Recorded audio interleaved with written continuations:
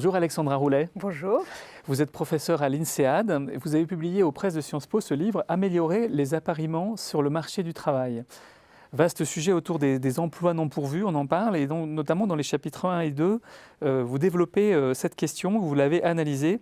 Quel est l'enjeu? On parle beaucoup des emplois non pourvus, quel est l'enjeu véritable? Donc déjà, peut-être un petit ordre de grandeur pour commencer. Il y a à peu près 300 000 emplois non pourvus chaque année et on a en France 3,5 millions de chômeurs de catégorie A sans activité. Donc d'emblée, on voit bien qu'on se dit bon, ça serait quand même bien que ces emplois soient pourvus et ça permettrait il n'y a pas de raison qu'ils ne soient pas pourvus compte tenu du stock de chômeurs qu'on a.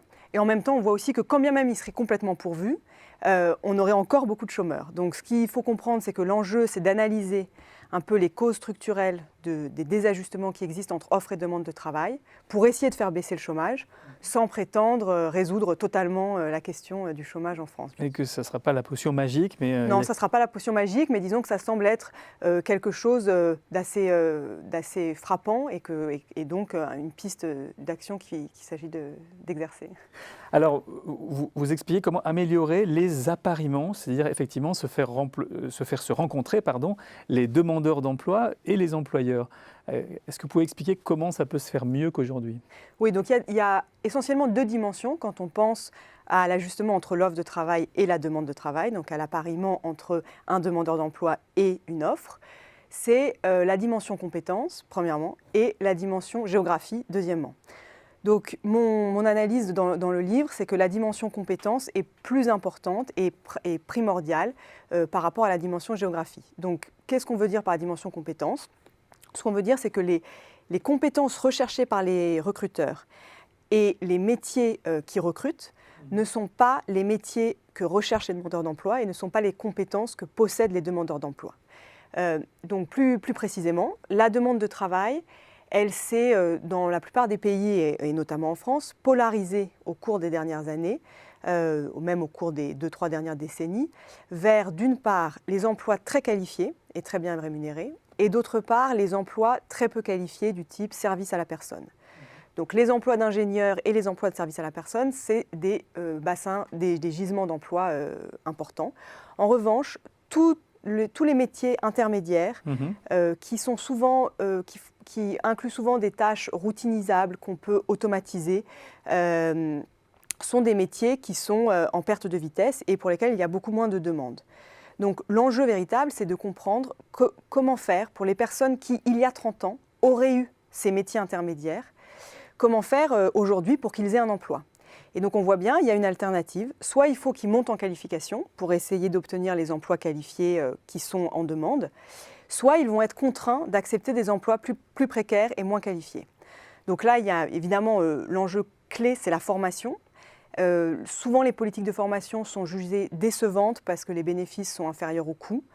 Mais je pense que ce n'est pas du tout une raison pour abandonner cette importance accordée aux politiques de formation, parce que c'est vraiment l'enjeu clé pour permettre aux gens de monter en qualification et que l'offre et la demande de travail se rencontrent davantage. Si possible, vers le haut des emplois. Exactement. Et ça pose ce problème-là, ça pose aussi un problème de société qui est peut-être aussi d'améliorer les emplois du bas de l'échelle. Exactement. Améliorer la qualité des emplois du bas de l'échelle. Par ailleurs, en ce qui concerne les emplois du bas de l'échelle, il y a un problème un peu spécifique en France qui est le manque de compétences de base des personnes les moins qualifiées. Donc ce qui se passe, c'est qu'il y a toutes sortes d'études, par exemple les études PIAC de l'OCDE, qui cherchent à mesurer les compétences vraiment de base, calcul élémentaire, expression, chez les adultes. Donc pas chez les enfants, vraiment chez les adultes. Et ce qu'on voit, c'est que la France, en moyenne, sur ces compétences de base, se situe derrière des pays comme la Pologne ou des pays qui sont normalement plus pauvres et donc moins éduqués en moyenne. Et ce qui est particulièrement frappant, c'est que chez les moins qualifiés, ceux qui n'ont par exemple pas le bac, leur compétence de base est vraiment très très en deçà des compétences de base de d'autres pays chez qui on attendrait des scores inférieurs à ceux de la France. Compétences de base, c'est-à-dire calcul élémentaire, expression écrite rudimentaire, c'est-à-dire ce qu'ils appellent dans les enquêtes numératie et littératie, mais c'est vraiment voilà, des compétences qu'on acquiert dans le début de la scolarité et qui sont en fait pas du tout maîtrisées chez une partie de la population en France. Et ça pose un problème pour leur employabilité. s'ajoute à cela évidemment les compétences non cognitives, aussi de base du type ponctualité, etc. Mais les soft skills, ce qu'on appelle le savoir-être. Exactement, etc. que Pôle emploi essaye depuis assez récemment de développer chez les demandeurs d'emploi qui en ont besoin. Mais c'est vrai qu'il y a il y a vraiment un aspect formation des demandeurs d'emploi, y compris sur le socle de compétences clés, qui est fondamental si on veut que ces personnes puissent trouver un employeur qui les recrute. Voilà, donc la clé, c'est cette question de la formation. Par contre, sur la mobilité géographique, vous dites que c'est en réalité pas vraiment le problème. À rebours de ce qu'on entend souvent en disant les gens ne veulent pas déménager. Je pense personnellement que l'encouragement à la mobilité résidentielle, ça n'est pas un levier d'action prioritaire contre le chômage, comme vous le dites. La raison, en fait, la raison fondamentale, c'est que les outils de la puissance publique, en particulier, on pourrait penser par exemple à des incitations financières à déménager ou tout ce qui jouerait sur la notion prix, sont en fait peu adaptés face à la nature des freins à la mobilité. Donc pourquoi les gens ne veulent pas déménager ? Parce qu'ils ont des liens sociaux de proximité, des liens familiaux, ils sont propriétaires de leur logement auquel ils ont un attachement qui va au-delà du simple aspect financier, qui veut un attachement affectif. Et donc face à tous ces liens, les outils de la puissance publique et les outils financiers sont peu adaptés. Donc on le voit très bien, il existe des aides à la mobilité, par exemple proposées par Pôle emploi, qui sont généreuses. On peut avoir jusqu'à 5 000 € par an pour un demandeur d'emploi si on accepte des emplois éloignés de son domicile, etc. Le recours est extrêmement faible et on a réalisé un travail avec Dylan Glover pour essayer de comprendre ce non-recours à ces aides et plus fondamentalement essayer d'encourager à la mobilité les demandeurs d'emploi. Et en fait, ce qu'on a vu, c'était que c'était peine perdue, parce que quand on demande aux demandeurs d'emploi quel est le montant qu'il vous faudrait pour que vous soyez prêt à déménager pour un emploi, et ils peuvent répondre ce qu'ils veulent, il y a un demandeur d'emploi sur 2 dans notre enquête qui va répondre aucun montant.